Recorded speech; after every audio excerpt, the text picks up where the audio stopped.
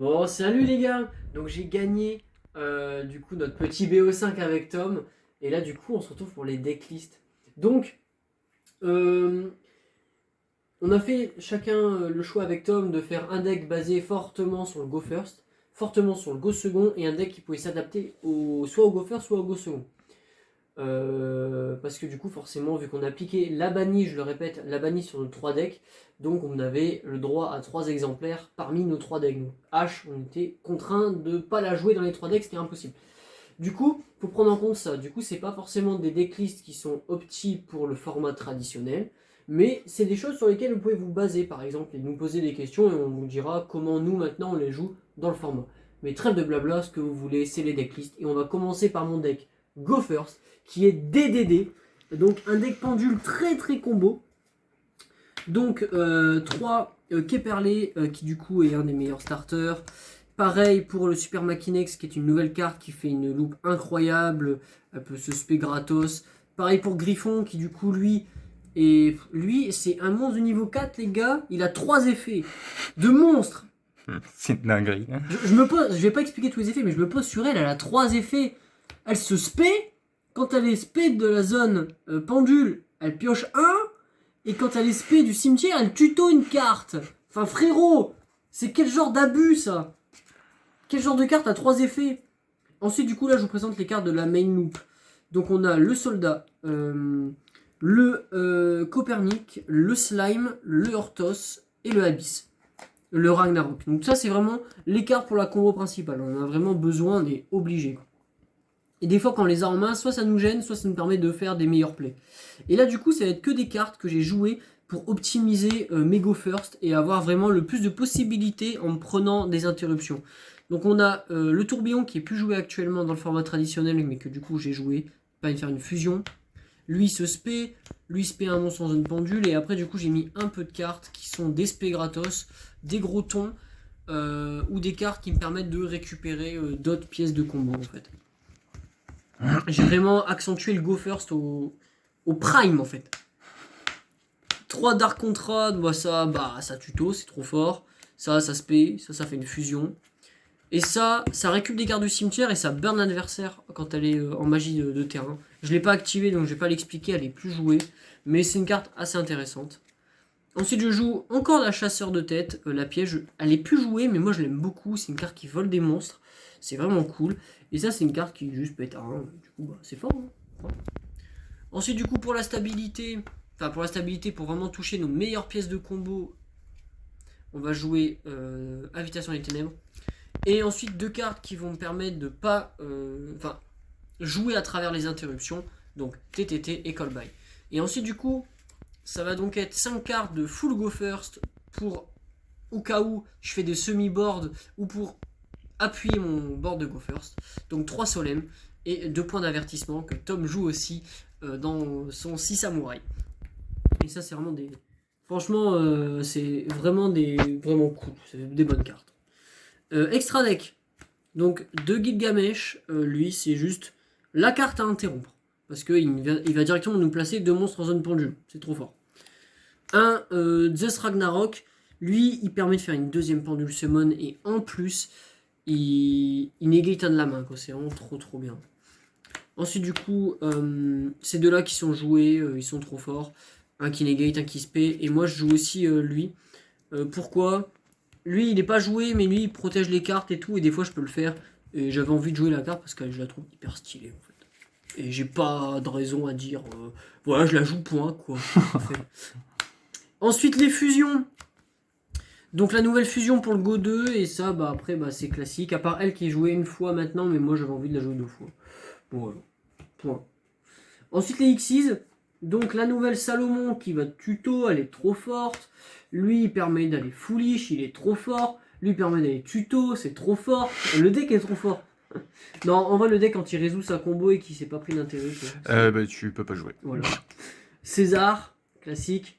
Et puis lui en une fois, en vrai il pourrait être joué 2 fois, mais il est vraiment très fort. Franchement,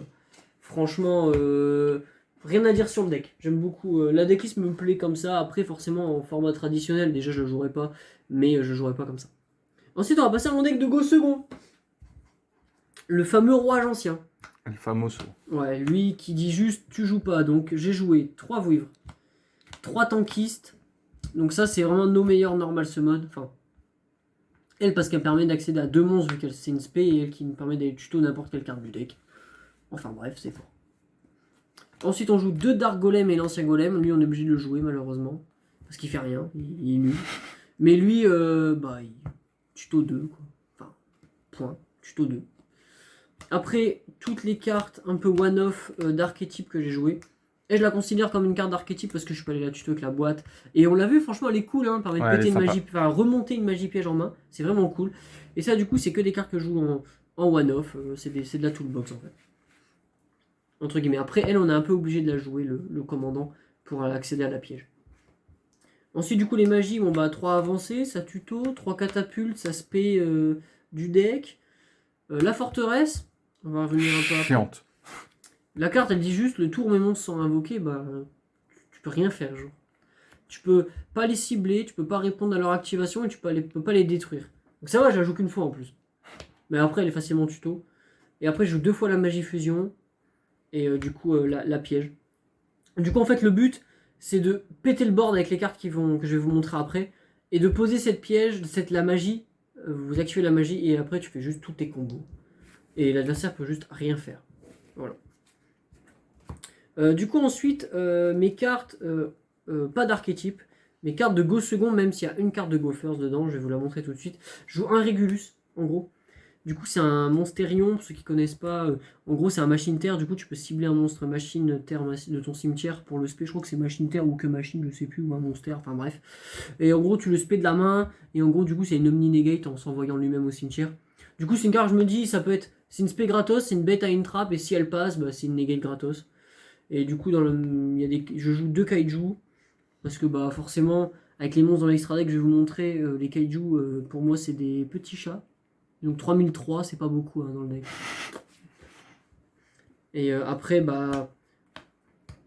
on passe sur des cartes qui sont un peu là pour tout péter, quoi. Donc 2 programmes d'urgence, ça se paie 2, Nibiru, ça pète tous les monstres, magie piège ou monstres, et les monstres. Le but, c'est tu rases tout et t'as gagné. Voilà. Bien joué, c'est vraiment le but du deck, quoi. Ensuite, l'extra deck. Alors, d'habitude, je vais vous montrer que les 5 premières cartes parce que c'est les seules que je fais, mais là, pour le coup, j'en ai fait pas mal des cartes. Donc, on va commencer par les fusions. Donc, on a elle qui, juste quand elle battle, tu peux activer aucune carte. Elle peut battle tous les monstres, elle a 4005. C'est un gros ton. Lui, en gros, il est Perse Def, tu peux pas activer de carte magie piège, mais tu peux l'invoquer avec la carte piège de l'archétype qui, du coup, dit tu peux battle 3 fois avec. Ça, c'est une carte pour aller go first, en gros. Mais en gros, la fiche 1000, on s'en bat les steaks. Ensuite, un baliste parce que je l'ai qu'une fois, mais lui, il est trop fort. Il va tuto, il permet de faire full combo et tout, c'est trop bien. Et après, du coup, c'est des petites cartes, donc je joue un Guerrier X. En fait, c'est surtout pour bait les entraps, elle, en tutorisant, alors que ça sert un peu à rien. Lui, c'est au cas où on va go first, on a Babushka et juste well play. Puis après, des cartes génériques en fait, voilà. Pour pouvoir péter des cartes, aller go first. Voilà, c'est que des cartes génériques, on peut faire, mais en vrai, il n'y a pas trop la nécessité. De toute façon, même dans le duel, il n'y avait pas trop la nécessité de les faire, et c'était juste parce que voilà, j'avais envie. Et là, du coup, on passe sur un de mes decks préférés du jeu. Mon deck Fire King préhistorique. Donc ça, c'est vraiment un deck que je surkiffe. Donc assez classique, 3 Ponix, 3 Ulcanix, 3 Garunix, 3 Kirin. Ça, c'est vraiment un ratio qu'on va voir quasi dans toutes les decklists, à part lui qui peut être cut. Mais en vrai, vu que c'est un extender, des fois, tu as envie de le voir en main. Et vu que c'est un deck, c'est pas vraiment un one card combo, c'est un deck où tu aimes bien avoir plusieurs cartes d'archétype en main. Donc, 3 fois Garunix, c'est vraiment cool. Et pour le coup, franchement, rien à dire sur ces ratios-là. Ils sont tous trop forts. Après, du coup, on va passer au one-off d'archétype que j'ai décidé de jouer, qui sont joués une fois, du coup. Vu que moi, j'aime bien jouer Rambali main, du coup, je le joue main. Baron, parce que je me dis que c'est un extender et que dans le format dans lequel on était, ça peut être intéressant. Dans les mains un peu mauvaises, il permet d'aller tuto. Kirin, il permet d'accéder au préhistorique, et lui, bah, on est obligé de la jouer en fait. Parce que bah, Ulcanix, le spé, du coup, on est obligé de la jouer. Et en vrai, vu que c'est une spé gratos, c'est cool. Ensuite, au niveau des magies, donc 300 sanctuaires, qui va chercher le terrain. Et 3 brûlures qui, du coup, elles, permettent de péter des cartes sur le board adverse. C'est vraiment des très très bonnes cartes. Ensuite, du coup, pour les préhistoriques, pour la base dino, du coup, je joue pas une grosse base comparé à ce qu'on peut voir. Bon, déjà, j'ai que 2 mégalos. Du coup, je joue 3. Mais je joue un petit package parce que, en fait, dans l'extra deck, je joue qu'une fois les synchros. Du coup, je ne veux pas. En fait, j'ai préféré faire de la place pour avoir de la polyvalence que me dire, ok, je vais jouer 2 fois les 2 synchros. Du coup, il faut que je joue 3 mégalos, machin. J'ai pas décidé de. J'ai enlevé Oviraptor et tout parce que je trouvais que c'était un peu bricky. J'aimais pas trop, du coup. Je préfère ce petit ratio que je peux accéder via mon engine. Et si j'ai les cartes en plus, bah, c'est des bait time trap en fait. Donc voilà, c'est le choix que j'ai fait. Et là ensuite, bah, je joue pas mal d'entrap dans ce deck. Donc voici les cartes que j'ai décidé de choisir. Donc, H normal. Ghostbell parce que bah, mine de rien, il y a beaucoup de decks que Tom joue qui sont basés un peu sur les effets de cimetière, surtout Salamandron. Veiler parce que pareil, c'est une bonne interruption. Imperm pareil, c'est une carte très forte en go first, en go second. Et je voulais 2 cartes qui soient fortes contre son deck full go first qui était du coup 6 samouraïs. Et du coup, Kurikara et Dark Ruler sont des très bonnes cartes. Je les ai que 2 fins, je les ai mis qu'une fois. Parce que le problème, c'est que bah, son Dragon Link, c'est un go second, du coup, bah, techniquement, ça sert à rien. Et contre Salamandre, ça sert à rien. C'est vrai. Donc, c'est 2 cartes qui ne servent à rien. Donc voilà, je voulais pas beaucoup de cartes.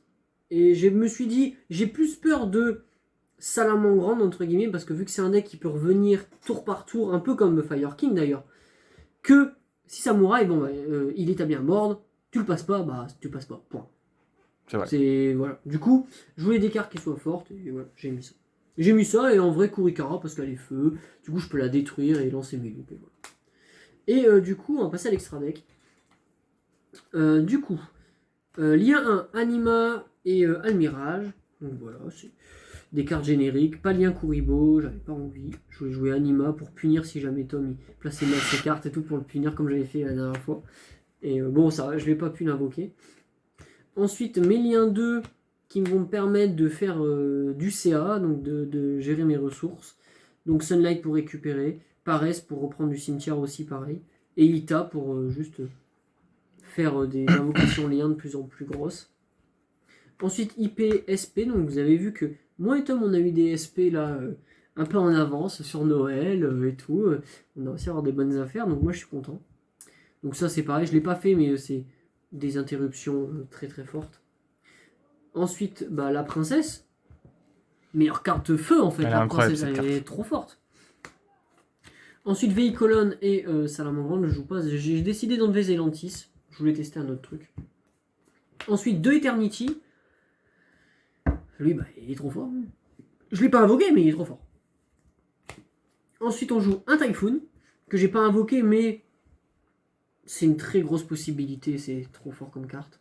Et du coup, après, voilà, les 2 autres cartes, c'est du coup les 2 préhistoriques. Du coup, je joue un petit package préhistorique, parce que j'ai voulu faire un grand package dans mon extra deck, qui va me permettre d'avoir accès à plus de choses que me dire, bah, je vais avoir 4 cartes qui vont être un peu mortes entre guillemets, parce que c'est des cartes que je pourrais pas invoquer, même si c'est hyper fort et que ça fait juste rasboard. Mais j'ai décidé de faire ce choix et j'en suis très, franchement, pas. Enfin, je suis content de mon choix. Je suis content de ma decklist Fire King, qui d'ailleurs, si je devrais la jouer en tournoi, ressemblerait vraiment quasi à ça. À part que j'ajouterais des TTT, je pense, et un call by, mais sinon la decklist devrait pas trop bouger. Et sinon, du coup, ce format, c'est vraiment cool. Parce que moi, j'aime beaucoup faire des decks, faire des builds et tout. Et là, du coup, build 3 decks en un, entre guillemets, c'est vraiment... Enfin, l'imagination et tout, c'est trop bien, quoi. Franchement, t'es là et t'es en mode, ok... mes decklists ont changé littéralement 5-6 fois. C'est vrai. Franchement, parce que moi, quand je fais un truc comme ça, j'aime bien le prendre vraiment au sérieux et tout. Et franchement, je me suis éclaté. Du coup, j'ai hâte de faire le prochain tournoi d'Aven pour refaire un deck un peu bizarre et qu'on kiffe quoi.